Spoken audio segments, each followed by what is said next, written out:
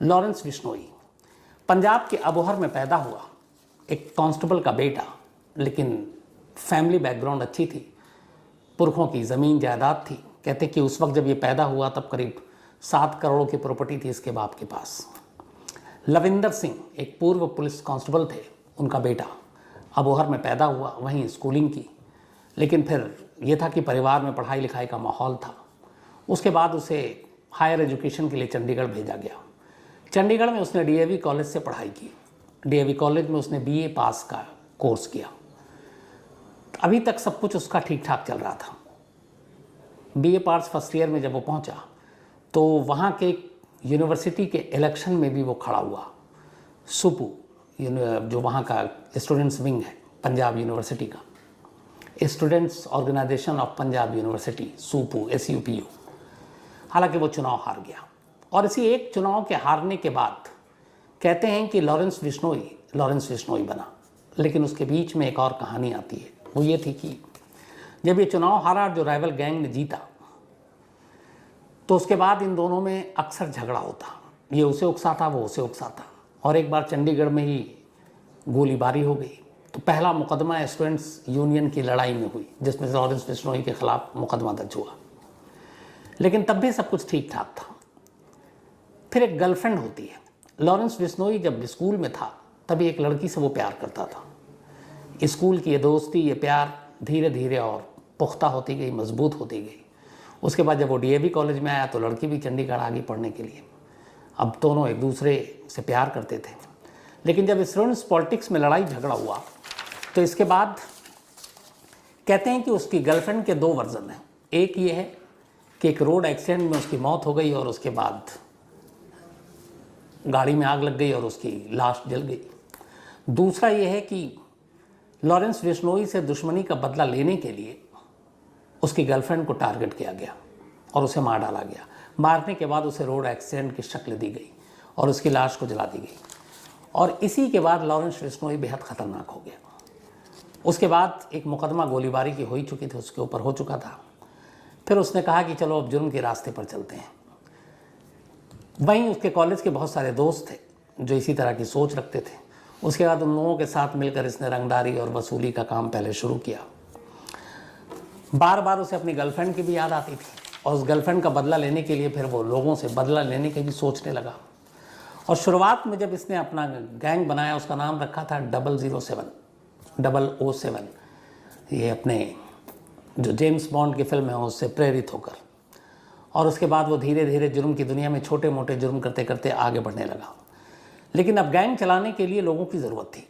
कहते हैं कि इसने अपने गैंग में पढ़े लिखे सबसे ज़्यादा स्टूडेंट्स लोगों को ही सबसे पहले मौका दिया, और उन लोगों को जिनके थोड़े से सोच विचार अलग थे। उसके बाद धीरे धीरे गैंग इसका बढ़ता गया। इसने पंजाब में छोटे मोटे कई वारदातों को अंजाम दिया। लेकिन ये जो बड़ा हुआ, एक बड़ा नाम बना, वो बना राजस्थान के जोधपुर से। जोधपुर के 2 बिजनेसमैन को इसने धमकी दी वसूली उगाही के लिए, और उसके बाद वो वहाँ गया भी। इत्तेफाक से वो बिजनेसमैन डरा नहीं। उसके बाद उसने पुलिस को इन्फॉर्म कर दिया और ये गिरफ्तार हो गया। गिरफ्तार होने के बाद पुलिस हिरासत से ये भागा भी, लेकिन फिर गिरफ्तार हो गया। और उसके बाद एक अजीब इत्तेफाक है कि हमारे यहाँ जो क्रिमिनल होते हैं वो सब कुछ करने के बाद जेल जाते हैं। लॉरेंस बिश्नोई तब बना जब वो पकड़ा गया और जेल गया। जेल जाने से पहले वो एक आम क्रिमिनल था, बहुत बड़ा नाम उसका नहीं था। लेकिन जेल जाने के बाद उसने जेल से ही अपने गैंग को ऑपरेट करना शुरू किया। सोशल मीडिया का शौक था। एक कांग्रेसी लीडर का उसने कत्ल किया था पंजाब में। बाकायदा सोशल मीडिया पे उस कत्ल की जिम्मेदारी भी खुद ली, और सोशल मीडिया पे अपने कारनामों को बढ़ा चढ़ा कर वो पेश करता, ताकि लोगों के बीच में उसकी दहशत हो, खौफ हो, उसका रेट बढ़े। और धीरे धीरे वो क्राइम करता गया।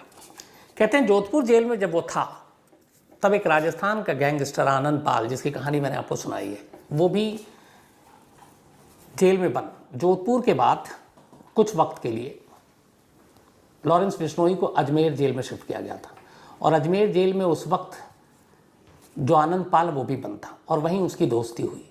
उसी जेल में रहते हुए आनंद पाल के 2 दुश्मनों को भी सुपारी लेकर लॉरेंस बिश्नोई के लोगों ने मारा, और तब ये ऐलान किया था कि जो आनंद पाल का दुश्मन होगा वो मेरा दुश्मन होगा। और इसके बाद आनंद पाल से उसकी नज़दीकियाँ बढ़ी। तो एक पंजाब का गैंगस्टर एक राजस्थान के गैंगस्टर का दोस्त बना। बाद में आनंद पाल का इनकाउंटर में उसकी मौत हुई, ये आपको कहानी सुना चुका हूँ। तो अब धीरे धीरे राजस्थान तक उसका दबदबा बढ़ा। लेकिन फिर इसी बीच में जब वो भागा और उसके नाम आए, मीडिया में भी आए, पुलिस हिरासत से भागा, जून 2018, जो शुरुआत में आपको एक वीडियो दिखाया, उस जून 2018 में उसने सलमान खान को मारने की धमकी दी। और बाकायदा इस धमकी के लिए न सिर्फ उसने कैमरे पे बोला बल्कि ये भी कहा कि वो बदला लेगा। अब वजह क्यों थी कि सलमान खान को वो मारेगा? सलमान खान के ऊपर काले हिरन के शिकार का केस चल रहा था जोधपुर में। वो पूरी कहानी भी आपको मैंने बताई थी। तो अब लॉरेंस बिश्नोई विश्नोई जाति से आता है। राजस्थान में विश्नोई जाति जो है वो हिरन उनके लिए पूजनीय है। कोई इसका शिकार करे उन्हें बर्दाश्त नहीं। और सलमान खान के खिलाफ जो केस दर्ज हुआ था वो विश्नोई जाति ने ही किया था। तो अब लॉरेंस धीरे धीरे क्राइम की दुनिया में था और उसे पता था कि इंडिया में अपने एक ख़ास चीज़ है, जुर्म की दुनिया में आओ, थोड़ा नाम कमाओ, उसका धीरे से राजनीति में घुस जाओ। तो शायद उसका भी यही मकसद था। तो उसने कहा कि अगर सलमान खान को मार देते हैं तो बिश्नोई बिरादरी में एक बड़ा नाम होगा और हो सकता है बिश्नोई समाज का मैं नेता बन जाऊँ। और इसीलिए उसने सलमान खान के मारने की बात की और अपने एक ख़ास बंदे संपत नेहरा, उसको ये काम सौंपा। ये बात अभी तक किसी को पता नहीं थी, जून 2018 में लीक हुई, उससे पहले नहीं मालूम। अब क्या हुआ, संपत नेहरा को उसने ये काम सौंपा। संपत नेहरा मुंबई गया। उसने गैलेक्सी, जो सलमान खान का घर है, उसकी पूरी रैकी की। और रैकी करने के बाद काम उसको करना था। लेकिन इत्तेफाक से संपत नेहरा बेंगलोर में पकड़ा गया किसी और मामले में। जब वो पकड़ा गया तो उससे पूछताछ हुई।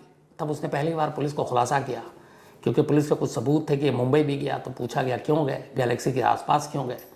तब उसने बताया कि मुझे सुपारी दी गई है सलमान खान को मारने की। किसने सुपारी दी? तो कहा गया कि लॉरेंस बिश्नोई ने। इसके बाद सलमान खान के कत्ल की सुपारी देने के लिए और धमकी देने के लिए लॉरेंस बिश्नोई के ऊपर एक अलग मुकदमा चला।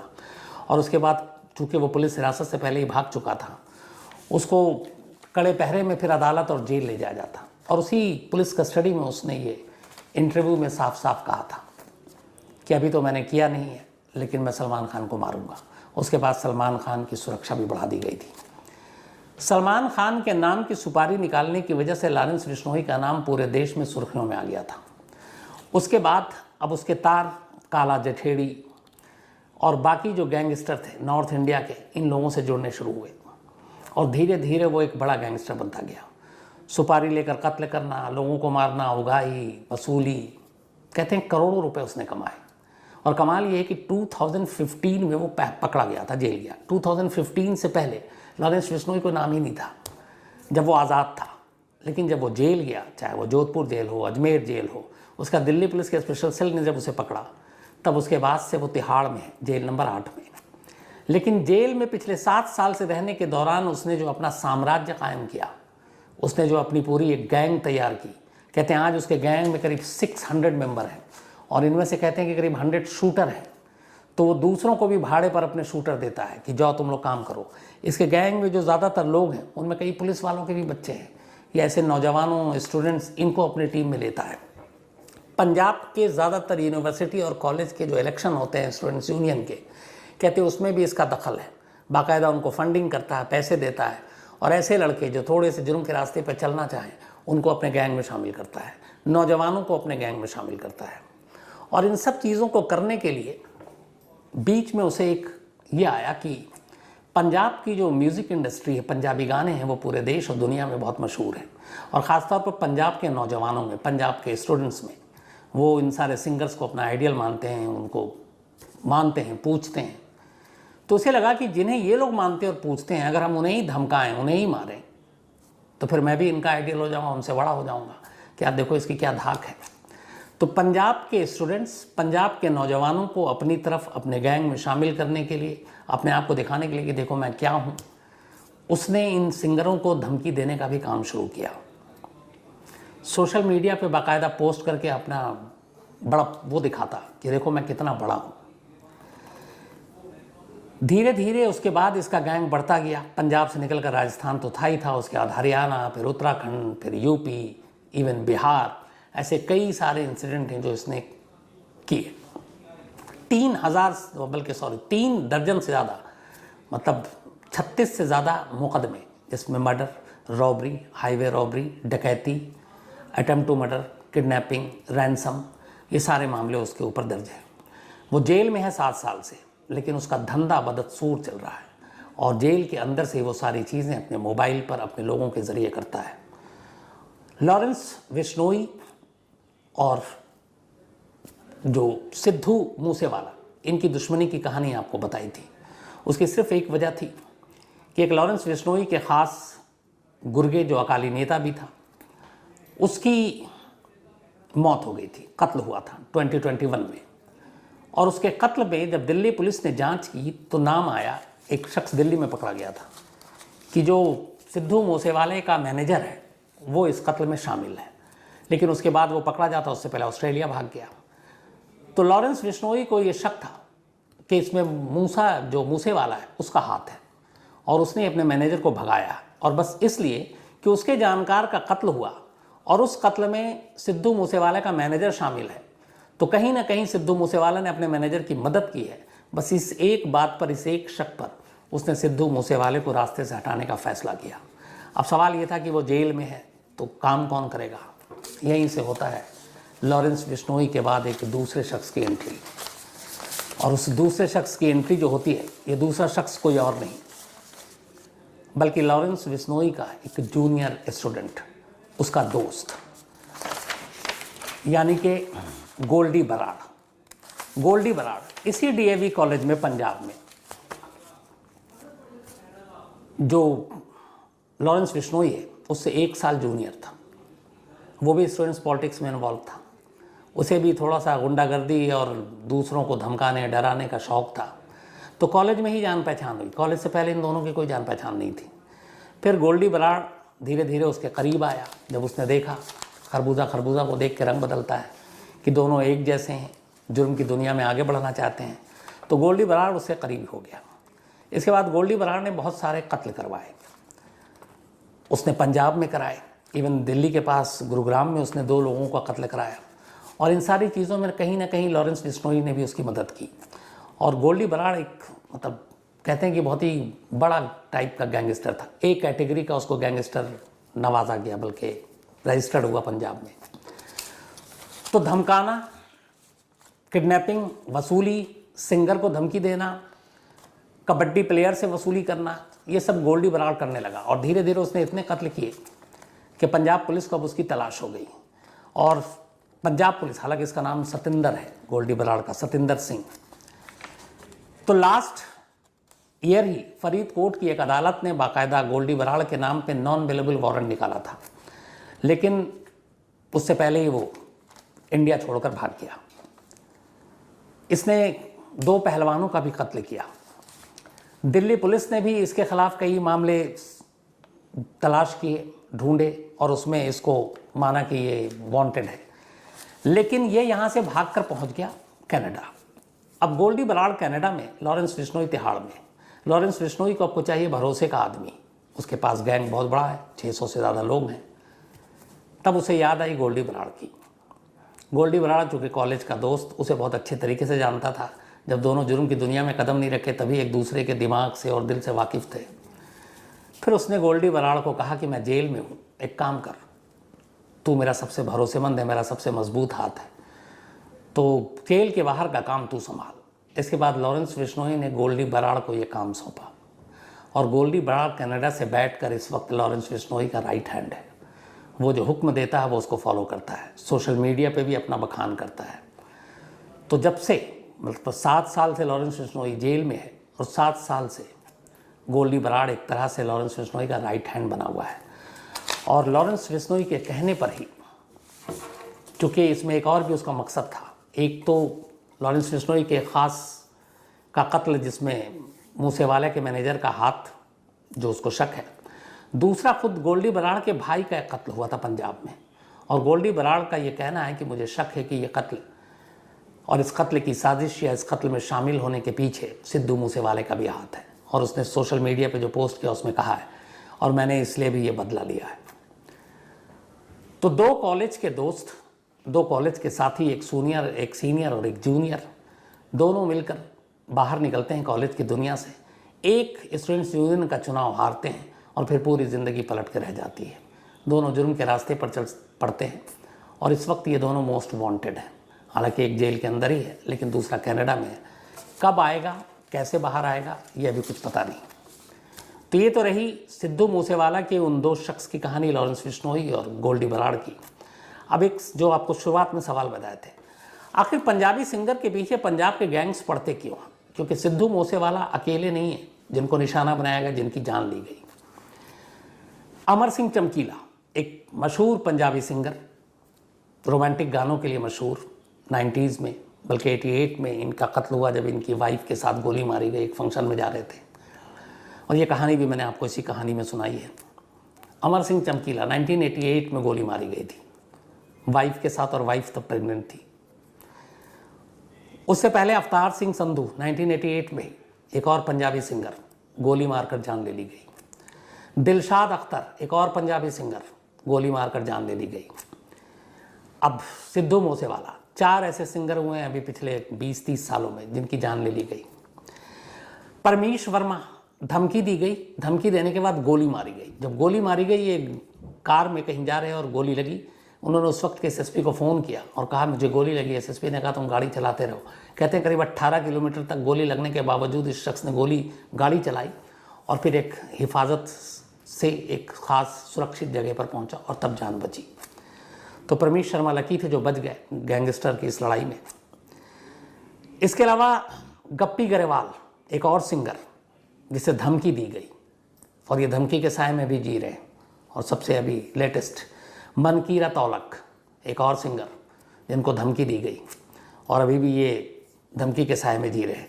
मनकीरत औलख को जिसने धमकी दी है, जो गैंगस्टर ने, उसने कहा है कि मनकीरत औलख वो शख्स है जो उसका इल्ज़ाम है जो पंजाबी सारे सिंगर की सूचना, खबरें लॉरेंस बिश्नोई और उसके गैंग को देता है और उसमें सिद्धू मूसेवाला का भी नाम लिया है।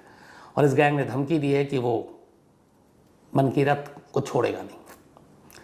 तो ये वो नाम है पंजाबी म्यूज़िक इंडस्ट्री के जिनको निशाना बनाया गया, जिनकी जान ले ली गई है, जिन्हें ज़ख्मी किया गया या जो अब भी धमकी के साए में जीने को मजबूर हैं। अब सवाल ये है कि पंजाब के गैंग, पंजाबी म्यूज़िक इंडस्ट्री एक कला है, संगीत है, लोग सुनते हैं, सुकून पाते हैं, क्यों? तो इसको जानने के लिए पंजाबी म्यूज़िक इंडस्ट्री के बारे में थोड़ी जानकारी भी समझ लीजिए। हमारे देश की जो पूरी म्यूज़िक इंडस्ट्री है इंडिया की, वो 1300 करोड़ की है, 1300 करोड़ रुपए की। अब इसमें पंजाबी म्यूज़िक इंडस्ट्री का क्या कंट्रीब्यूशन है? 200 करोड़, 1300 में 200, कहेंगे आप कुछ नहीं, लेकिन ये एक पहलू है। 200 करोड़, 1300 करोड़ के पंजाबी जो म्यूज़िक इंडस्ट्री का योगदान है इंडियन म्यूज़िक में। इसके अलावा 500 करोड़ और है, और ये 500 करोड़ कैसे आता है पंजाबी म्यूज़िक से? अलग अलग इवेंट्स जो ऑर्गेनाइज किए जाते हैं, अलग अलग शोज़, उनसे हर साल करीब 500 करोड़ रुपए पंजाबी सिंगर और पंजाबी म्यूज़िक इंडस्ट्री कमाती है। तो 500 एंड प्लस 200, 700 करोड़ हो गए। तो अब 1300 में 700 करोड़ का मतलब है लगभग 50% म्यूज़िक इंडस्ट्री का पंजाब की म्यूज़िक इंडस्ट्री से आता है। ये अपने आप में एक बड़ा फिगर है। इसके अलावा अपने यहाँ एक टी सीरीज़, सबसे बड़ी म्यूज़िक जो कंपनी है कैसेट और इसकी, टी सीरीज़ का एक बयान है, उसका ये कहना है कि जो टी सीरीज़ अपनी म्यूज़िक से पैसे कमाती है उसमें से 40% आमदनी उसकी पंजाबी म्यूज़िक से होती है, ख़ासतौर पर यूट्यूब के व्यूज़ से। टी सीरीज़ के सिर्फ टोटल कमाई का 40% पंजाब की म्यूज़िक से आता है। कहते हैं कि पंजाब में एक सिंगर जो ठीक ठाक सिंगर हो, वो एक साल में 75 से 100 इवेंट करता है, बिटवीन 75 to 100, और एक इवेंट के वो 10 से 40 लाख रुपए लेता है। तो अब आप अंदाज़ा लगाइए कि एक साल में अगर 75 से 100 इवेंट है तो कितने कमाता होगा। एक छोटा सिंगर भी जो बहुत बड़े पैमाने पर फेमस नहीं है, तो वो एक इवेंट के आराम से 50,000 रुपीज़ मिनिमम लेता है। तो सोचिए कितना कमाता होगा। कुल मिलाकर अगर पंजाबी म्यूज़िक की बात करें, 2019 का एक डेटा है, उस डेटे के हिसाब से पंजाबी म्यूज़िक इंडस्ट्री ने 2019 में 4000 न्यू सॉन्ग्स, 4000 नए गाने मार्केट में उतारे थे। सिर्फ 19 की बात कर रहा हूँ। और हर साल 10% ये बढ़ता ही जाता है।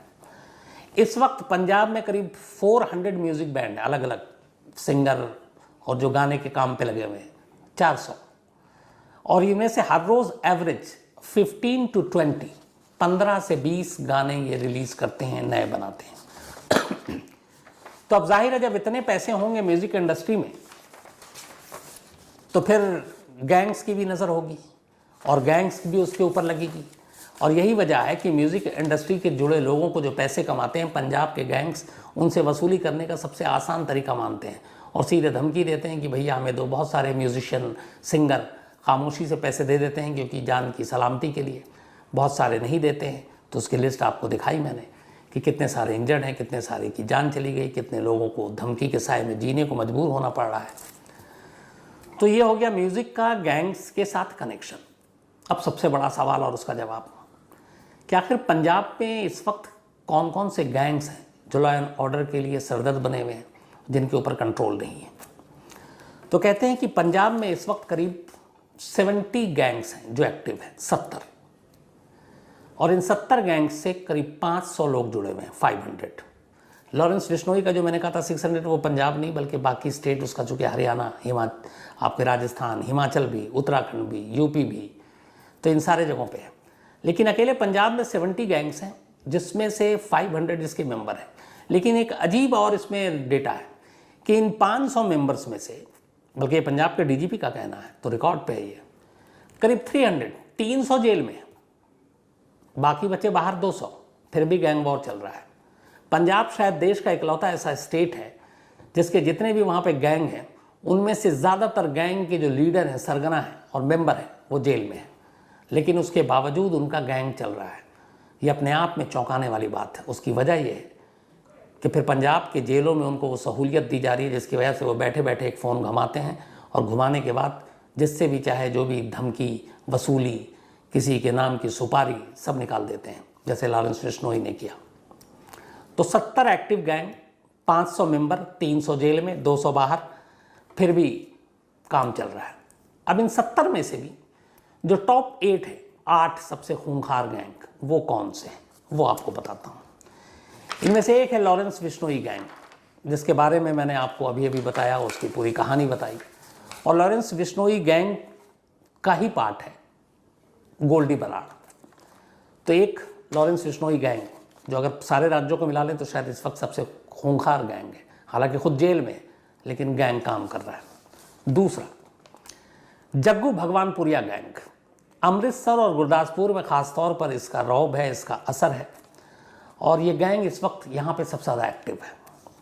किडनैपिंग, वसूली, हाईवे रॉबरी, डकैती इस गैंग का ख़ास पेशा है। हालांकि इस गैंग का जो चीफ है जग्गू भगवानपुरिया, ये 2015 में पुलिस के हाथों पकड़ा गया, भाई जेल में है, 15 से मतलब हो गए 7 साल, लेकिन गैंग काम कर रहा है, पूरी तरह से एक्टिव है। और भगवानपुरिया के नाम पे वैसे ही वसूली हो रही है, धमकाया जा रहा है। और कहते ये हैं कि इस गैंग की दोस्ती जो है सुखा कहलों के गैंग से भी दोस्ती थी। सुखा कहलो भी अब नहीं है, लेकिन उसके गैंग, उसका भी एक्टिव है, और उसके साथ जय भगवानपुरिया गैंग की नज़दीकी है। तो पहला लॉरेंस बिश्नोई, दूसरा जग्गू भगवानपुरिया गैंग पंजाब में जो एक्टिव मोस्ट, तीसरा गोंडर एंड ब्रदर, ये पंजाब के सबसे खतरनाक गैंगस्टर में से एक है। विक्की गोंडर, आपने नाम भी सुना होगा, अभी याद आ जाएगा, मैं बताता हूँ कैसे। ये वही विक्की गोंडर है जिसकी दुश्मनी सुक्खू कहलवां से थी और जिसको पुलिस कस्टडी में जब वो कोर्ट से जेल वापस लाया जा रहा था, विक्की गोंडर के लोगों ने घेर कर मारा था, और मारने के बाद उसकी लाश के इर्द गिर्द नाच रहे थे और पुलिस डर कर अपनी जान बचाकर भाग रही थी। तो पंजाब के कहते हैं कि एक नामचीन गैंगस्टर में से एक विक्की गोंडर, और इसी गैंग ने ये जो मनकीरत औलख है सिंगर, इनको धमकी दी है जान से मारने की, और इस वक्त मनकीरत औलख सुरक्षा में है। तो ये हो गया 3। चौथा देवेंद्र बम्बिहा गैंग, ये अपने आप में एक ज़माने में एक कुख्यात गैंग हुआ करता था, अब भी है। हालांकि 2016 में देवेंद्र बम्बिहा इस गैंग का जो सरगना था वो एक एनकाउंटर में मारा गया, पुलिस एनकाउंटर में। लेकिन इसका गैंग उसके बावजूद कायम रहा देवेंद्र बम्बिहा के नाम पर। और इसी देवेंद्र बम्बिहा गैंग के साथ लॉरेंस बिश्नोई को शक है कि सिद्धू मूसेवाला की नज़दीकी थी। और इसकी एक वजह और भी है, सिद्धू मूसेवाला ने गाना गाया था जो बम्बिहा टाइटल था। तो लॉरेंस बिश्नोई को लगता था कि उसका जो सबसे बड़ा दुश्मन गैंग है देवेंद्र गैंग, उसके साथ सिद्धू मूसेवाला के करीबी है, तो यहाँ से भी उन दोनों के बीच में एक दुश्मनी की दीवार थी। देवेंद्र बम्बिहा के अलावा सुक्खा कहलो गैंग, ये वो सुक्खा कहलो गैंग जिसकी कहानी भी मैंने आपको क्राइम तक में सुनाई।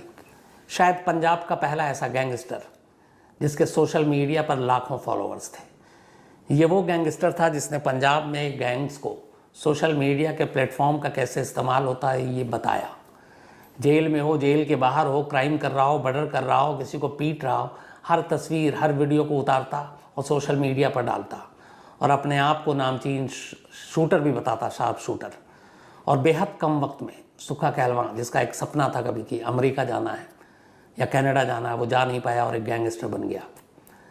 और देखते ही देखते इसके नाम की तूती बोलने लगी। लेकिन जिस तेज़ी से उठा और इसने इतने दुश्मन पाल लिए थे कि विकी गौंडर के कभी विकी गौंडर इसी का साथी हुआ करता था, दोस्त था, लेकिन एक कत्ल की वजह से दोनों के बीच में दुश्मनी हो गई। और उसी विकी गौंडर ने फिर जब ये जेल में था और कोर्ट से जब इसे जेल वापस लाया जा रहा था, तो एक जगह पे पहले से ही शायद मुखबिरी हो गई, उसमें पंजाब पुलिस के ऊपर भी उंगली उठी। क्योंकि जब उन लोगों ने मारा तो पंजाब पुलिस के लोग गाड़ी छोड़कर साइड हो गए थे और उन्हें मौका दिया कि तुम्हें जो करना है करो। उसके बाद इन लोगों ने पता नहीं कितने मिनट तक अंधाधुंध गोलियां चलाई। जैसे सिद्धू मूसेवाला को करीब 30 से 24 गोलियां लगी, 30 फायरिंग में से 24 गोलियां सिद्धू को लगी। तो वहाँ भी लगभग छलनी कर दी थी सुक्खे कहलवा को मारकर। और उसके बाद सुक्खे कहलवा गैंग, बेशक सुक्खे कहलवा की जान चली गई, लेकिन गैंग एक्टिव रहा। कहलवा गांव और उसके आसपास आज भी सुक्खा के नाम पर लोग वैसे ही डरते हैं। और आज भी सुक्खा कहलवा के नाम पर जो उसका पसंदीदा सोशल मीडिया पे जिस तरीके से उसने आपको प्रमोट किया, एक पेज आज भी उसका खोल कर देखेंगे सुक्खा कहलवा। बल्कि आज मैंने आप कहानी सुनाने से पहले शाम को ही मैंने सर्च किया तो करीब 1-2 घंटा पहले आखिरी अपडेटेड एक पोस्ट था सुक्खा कहलवा के गैंग की तरफ से। तो अंदाज़ा लगाइए आप कि वो है नहीं, गैंग एक्टिव है और सोशल मीडिया का अकाउंट भी एक्टिव है। गुरबख्श सेवेवाला गैंग, गुरबख्श सेवेवाला गैंग भी एक बड़ा नाम पंजाब में जो एक्टिव है, ख़ासतौर पर पंजाब के मालवा रीजन में। इसके अलावा पंजाब के बाहर हरियाणा और राजस्थान में मर्डर, लूट, हाईवे रॉबरी, किडनैपिंग, रैंसम, फिरौती इस गैंग का काम है। इस गैंग का सरगना था रंजीत सेवेवाला, लेकिन 2015 में वो भी मारा गया। उसके बाद उसका भाई गुरबख्श सिंह इस गैंग को चला रहा है। और कहते हैं कि जो देवेंद्र बम्बिहा गैंग था उसके ज़्यादातर मेंबर जो थे, जब देवेंद्र बम्बिहा की मौत हो गई तो इस सेवेवाला गैंग से जुड़ गए और अब इसी गैंग के लिए काम करते हैं। हालांकि गुरबख्श जो नेक्स्ट सरगना था 2017 में, वो भी पकड़ा गया, जेल में है, लेकिन पंजाब के बाकी गैंग की तरह वो जेल में भी ऐश काट रहा और जेल से ही अपने गैंग को चला रहा। उसका जो गैंग है वो आज भी एक्टिव है। 7वां गैंग जो एक्टिव है पंजाब में, शेरा हुब्बन गैंग। ये 2 लोगों के नाम है, शेरा और हुब्बन। दोनों सरगना थे। इस गैंग की बुनियाद इन दोनों ने मिलकर डाली। वही डकैती, मर्डर, वसूली, रैंसम, धमकाना, इनका भी यही काम है। दर्जनों केस हैं इस गैंग के ऊपर भी। हालांकि बाद में इन दोनों जो शेरा और हुब्बन थे ये भी मारे गए, लेकिन बाकी जो बदमाश हैं नंबर 3 और 4 और 5 पोजीशन पे, अब उन्होंने गैंग की कमान संभाली हुई है और अब भी पंजाब पुलिस के लिए सिरदर्द बने हुए हैं। 8वां जो एक्टिव गैंग पंजाब का सबसे बड़ा, सुप्रीत सिंह हैरी छट्टा गैंग, ये एक और गैंग है। छट्टा इस गैंग का लीडर है और पंजाब में ख़ासतौर पर जो माझा रीजन है वहाँ ये एक्टिव है। इसके अलावा यूपी में भी एक्टिव है। इस गैंग का जो दूसरा इस वक्त सबसे ख़तरनाक और कुख्यात है उसका नाम है गोपी घनश्यामपुरिया। इसके नाम से भी लोग कांपते हैं और ये दोनों ही मोस्ट वांटेड की लिस्ट में हैं, लेकिन पुलिस के हाथ नहीं लगे हैं। जो नवंबर 2016 में नाभा जेल ब्रेक हुआ था, आपको उसकी कहानी भी मैंने सुनाई है शायद, नाभा जेल ब्रेक की, उसमें भी कहते हैं इस गैंग का हाथ था। तो कुल मिलाकर ये वो 8 गैंग हैं जिनके ऊपर इस वक्त पंजाब की पूरी जो लॉ एंड ऑर्डर की सिचुएशन है वो दांव पे लगी हुई है और ये सिरदर्द बने हुए हैं पूरे पंजाब पुलिस के लिए। अब यहाँ ये एक चीज़ हो गई। अब दूसरा कि पंजाब में ये गैंग पनपते क्यों? जब जेल में सारे आधे से ज़्यादा गैंग हैं तो यूपी बिहार खामखा बदनाम है। पंजाब के जेल की भी हालत वैसी नहीं है। यहाँ जेल में भी गैंगस्टर को और गैंग्स के मेंबर को वैसी ही सुविधा दी जाती है, और यही वजह है कि वो लोग जेल से सारा काम करते हैं। दो चीज़ें और हैं पंजाब में गैंग और गैंग वॉर को बढ़ावा देने के लिए। एक, हथियारों का शौक, हथियार रखना। पंजाब में अगर पूरे देश की हम बात करें तो पूरे देश में, इंडिया में जितने हथियार हैं, लाइसेंसी वेपन की मैं बात कर रहा हूँ, जो आप कोई वजह बताकर सरकार से लाइसेंसी हथियार रखते हैं, उसका 10% अकेला पंजाब में है। जबकि इस पूरे देश की आबादी का पंजाब की आबादी सिर्फ 2% है। अगर हम 140 करोड़ है तो पंजाब की आबादी करीब 3 करोड़ भी नहीं है, पूरी 2 करोड़ 80 लाख के करीब है। तो उस हिसाब से भी 2% पूरे देश की आबादी पंजाब की आबादी है। लेकिन हथियारों के मामले में, लाइसेंसी हथियारों के मामले में पूरे देश में 40 लाख लाइसेंसी हथियार है, वेपन, जो पूरे देश के अलग अलग स्टेट्स के पास हैं लोगों के। उन 40 लाख में से अकेले करीब 4 लाख सिर्फ पंजाब में है। तो आप अंदाज़ा लगाइए कि वहाँ लाइसेंसी हथियार रखने का शौक़ कितना है। ये तो लाइसेंसी हो गया, और इलीगल, अवैध, गैर लाइसेंसी, उन हथियारों की कोई गिनती नहीं है, क्योंकि क्रिमिनल जो है वो लाइसेंसी हथियार से क्राइम नहीं करते। एक वजह हथियार, दूसरा ड्रग्स। पंजाब में करीब 9 लाख लोग ड्रग्स लेते हैं। करीब 3.5 लाख लोग कहा जाता, जो एक डेटा है लेटेस्ट NCRB का, वो ड्रग एडिक्ट हैं। नशे का कारोबार भी वहाँ खूब होता है, बॉर्डर लगा हुआ पाकिस्तान से। ख़ास तौर पर सबसे ज़्यादा नौजवान वहाँ ड्रग एडिक्ट्स हैं और ड्रग्स लेते हैं। तो ड्रग्स जब वो लेते हैं और आदी हो जाते हैं, तो फिर ऐसे लोगों पर गैंगस्टर की भी और अलग अलग गैंग्स की भी नज़र होती है। फिर ड्रग्स के बहाने वो उसे अपने गैंग्स में खींचते हैं, और जब नशे की लत लगती है और नशा नहीं मिलता तो ऐसी सूरत में वो कुछ भी करने को तैयार हो जाते हैं। तो हथियार और नशा, ये वो दो और चीज़ें हैं जिसकी वजह से पंजाब में गैंग और गैंग वॉर बढ़ रहा है। तो ये एक पूरी तस्वीर थी, लगा कि सिद्धू मूसेवाला के ज़रिए आपको पंजाब में आखिर क्यों ऐसा होता है वो सामने रखने की।